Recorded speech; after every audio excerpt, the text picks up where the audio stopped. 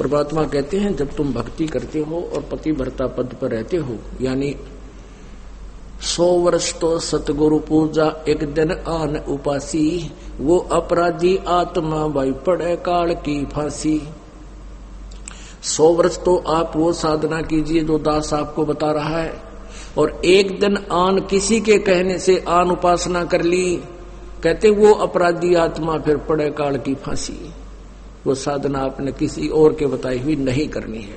और जब आप पतिव्रता पद पर रह करके साधना करोगे, पतिव्रता पद का मतलब है केवल एक ही गुरु और दूसरा पृथ्वी पर नीचे भगवान भी आ जाए। ये मालिक कहते हैं गुरु गोविंद दोनों खड़े किसके लागू पाए, उन्हीं का आदेश है। इसीलिए है कि आपको ये काल और अपने दूतों के द्वारा हमारे रास्ते से भ्रष्ट कर देता है।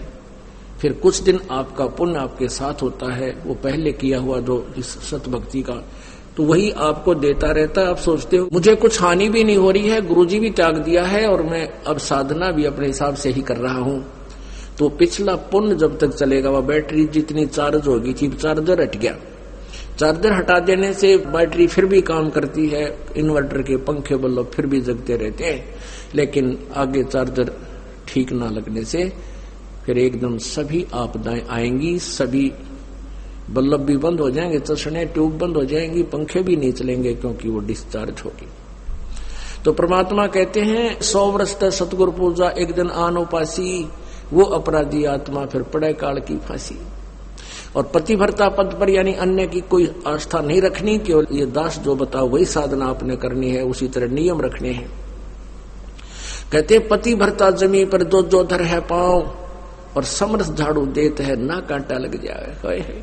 आपके जीवन रूपी सफर को परमात्मा आपके पाप कर्म रूपी कांटों को ऐसे बुहार देगा, साफ करके रखेगा कि मेरे बच्चे को, मेरी प्यारी आत्मा को ये कर्म रूपी कांटा दुख ना देते।